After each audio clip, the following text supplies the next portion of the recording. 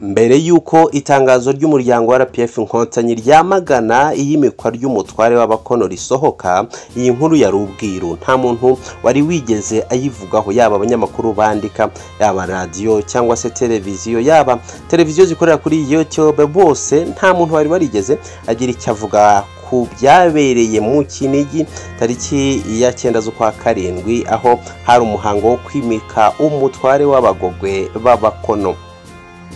Ni ibintu abenshi bariho bibaza kuki umuryango wa FPR Inkotanyi ari wo wafashe iya mbere mu kwamagana iki gikorwa kigaragara mu maso ya benshi, ndetse ari nako kuri nko kuba hari kwironda no gucamwa ibice abanyarwanda. Dufite urwego rw'ubugenzacyaha nka RIB, nta tangazo rwigeze rukora cyangwa se ngo rugaragaze ko hari iperereza riri gukorwa kuri aba bantu bitabiriye ibi birori ndetse n'ababiteguye. Ni birori byatambutse kuri YouTube channel kugira ngo bikurikirwe n'abagogwe bari b'abakono bari mu mahanga, ndetse n'umuhango wabereye mu Kinigi i Musanze muri hoteli y'umunyemari Paul Muvunyi uyu wayoboye Rayon Sport. Ni ibirori nyine bimaze hafi cyumweru bibaye. Umutware yarimitswe arazwi, yitwa Kakoza Juste, uyu ngo niwe wari umutware w'abakono, ariko nk'uko itangazo ry'umuryango wa FPR Inkotanyi yasohotse ribyamagana, ntekereza atakiriwe. Nanjye ndaje kugira ngo tuganire twifashishije ibinyamakuru bitandukanye byagiye bivuga kuri izi nkuru, niki turi buze kunguka. Kurikira Ishyo TV, je nitwa Alani Claude. Niba ari bwa mbere ubanye natwe, nagusaba kubanza gukora subscribe kuri YouTube channel kugira ngo iteka ko duteguye inkuru nk'izi ziba zikigezweho cyangwa se inkuru zigarukwaho cyane ubona amakuru uri uwa mbere. Nguhaye ikaze. Reka twifashishe ikinyamakuru Umuseke cyandikirwa hano mu Rwanda. Ikinyamakuru gifite umutwe w'inkuru ugira uti: abakomeye bagiye kwimika umutware w'abagogwe b'abakono ubu bari hehe? N'ikibazo umwanditsi w'ikinyamakuru Umuseke yibaza. Abayobozi bakuru mu nzego zitandukanye bitabiriye ibirori by'iyimikwa ry'umutware w'abiyita abagogwe b'abakono mu Kinigi kuri ubu ntibari kugaragara mu mirimo yabo, ni nyuma yuko batumijwe ngo bitabe Kigali mu cyumweru gishize. N'umuhango wabaye tariki ya 9 z'ukwa karindwi ubera muri hoteli ya Paul Muvunyi mu Kinigi i Musanze, aho uwimitswe yitwa Kakoza Rushogo Juste, uyu akaba yarimitswe nk'umutware w'abakono, ndetse abamwimitse bamusabiraga kuwiteka ngo abimufashemo, uko bigaragara kuri iyi foto dufite. Mu bavugwa ko bitabiriye ibi birori byamaganiwe kure n'umuryango RPF Inkotanyi uvuga ko iki gikorwa kirimo kudatanga urugero rwiza mu kwimakaza ubumwe n'ubufatanye by'abanyarwanda bose, barimo Vice President w'umutwe wa Senat mu nteko ishinga amategeko ni Honorable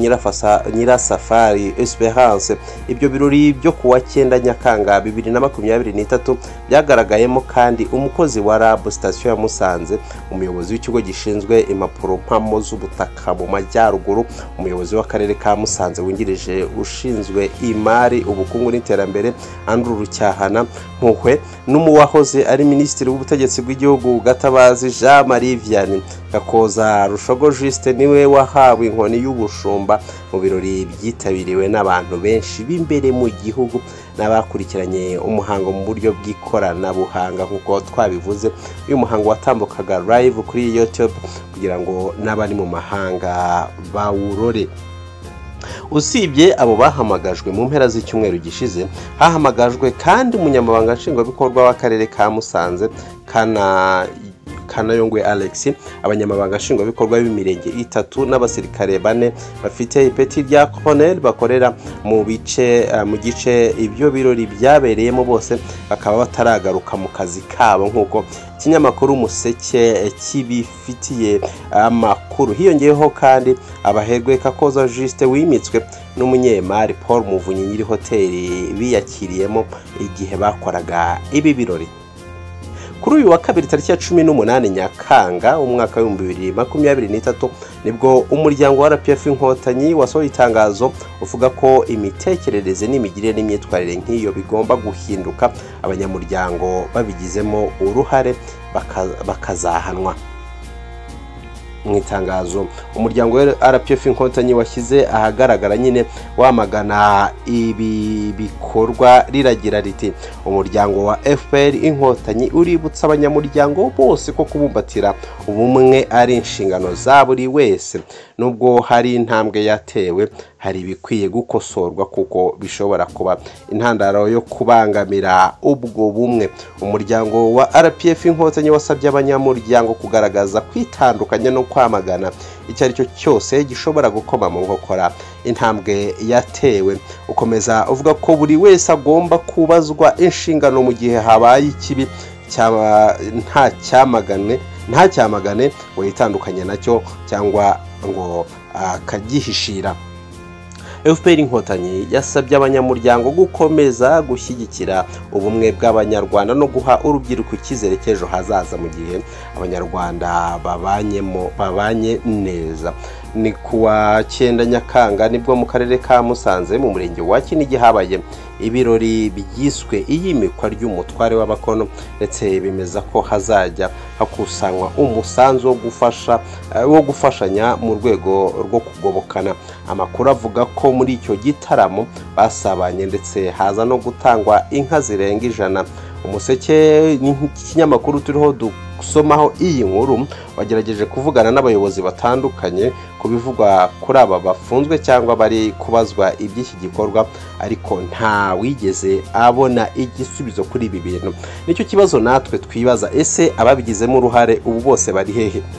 haravugwamo abayobozi ku rwego rwa Sena nkuko tumaze kubibona Nyirasafari Esperance Vice President w'umutwe wa Sena ni mu nteko ishinga amategeko y'u Rwanda nawe ari mu babibazwa Honorable Ministre Gatabazi wigeze kuyobora Ministeri y'Ubutegetsi bw'igihugu yanabaye guverineri w'intara y'Amajyaruguru hari ibi birori byabereye n'ahantu azi neza ndetse yewe n'abayobozi ku rwego rw'akarere nkuko twabibonye abayobozi ku rwego rw'ingabo bafite n'ipeti riremereye rya koroneri nabo bakaba batumijwe kugira ngo basobanure ibyabaye ndetse n'uruhare baba babifitemo yewe nabo bakire barimo Paul Muvunyi ndetse na Juste Kakuza wimitswe nabo bakaba batumijwe kugira ngo basobanure iby'ibyo bikorwa ni kibazo gikomeje kuba agaterera nzamba ndetse no kwibazwaho n'abantu batandukanye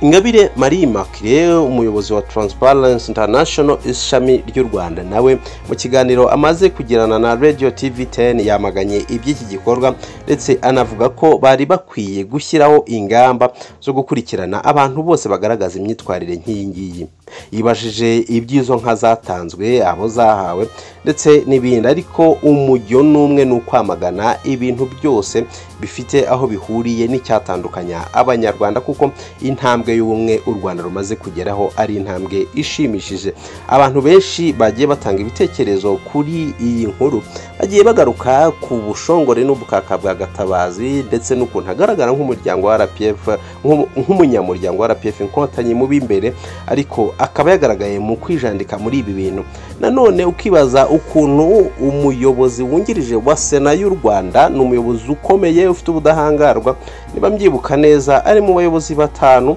bashobora kuba bafite uko bakomeye hano mu gihugu ariko nawe akijandika muri ibi bintu n'ibintu biteye inkeke nanone abantu bagenda baganiraho bakagaruka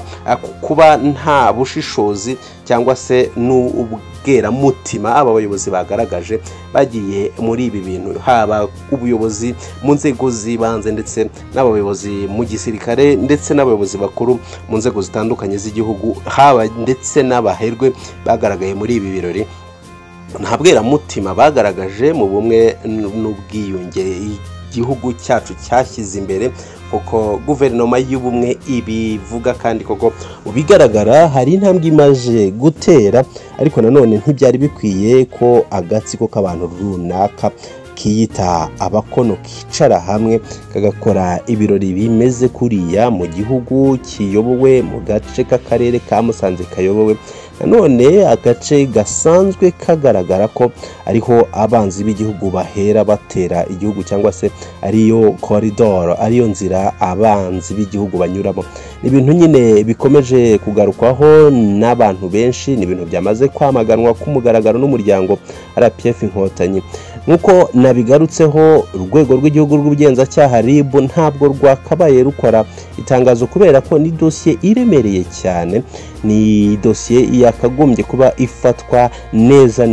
n'urwego rw'igihugu nkuko umuryango wa RPF Inkotanyi wabyikurikiraniye ugakora itangazo ribyamagana. Yaba nanone na Minisiteri y'Ubumwe bw'Abanyarwanda harimo abayobozi bakomeye bari hejuru ya Minisitiri wakabaye akorera itangazo. Niyo mpamvu umuryango wa RPF Inkotanyi wafashe icyemezo cyo kubyikurikiranira ubishyira mu ntoki zawo kugira ngo ubyamagane nkawo. Ese biraza gutanga iki? Ese abayobozi bari he koko nkuko iki kinyamakuru kibyibaza? Nanjye ndabyibaza, bari hehe? Ese inshingano zabo ubu zirakurikiranwa nande? Reka tuzakomeze dukurikire iyi nkuru tuyibagezeho uko yakabaye, turebe ikizakurikira ndetse n'ikizavamo. Ese aba bayobozi bazabihanirwa? Ese bazihanangirizwa wenda basubire mu nshingano zabo? Ese niki ubuyobozi bukwiriye kwigira muri ibi bintu biba byabaye? Abasesengura hari abavuga ko urwego rw'igihugu rw'iperereza narwo rushobora kuba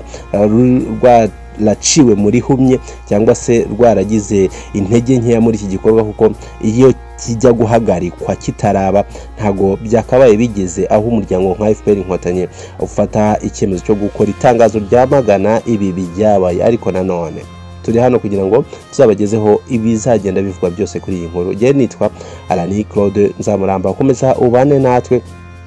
sangiza ibiganiro byacu, inshuti zawe ziri hirya no hino, ubundi ukomeze kuryoherwa n'ibiganiro dukora. Reka mbasezere, mbashimire gufata umwanya wanyu mukadukurikira, ubundi tuzasubire ubutaha. Ciao, Imana ikomeze ibarinde.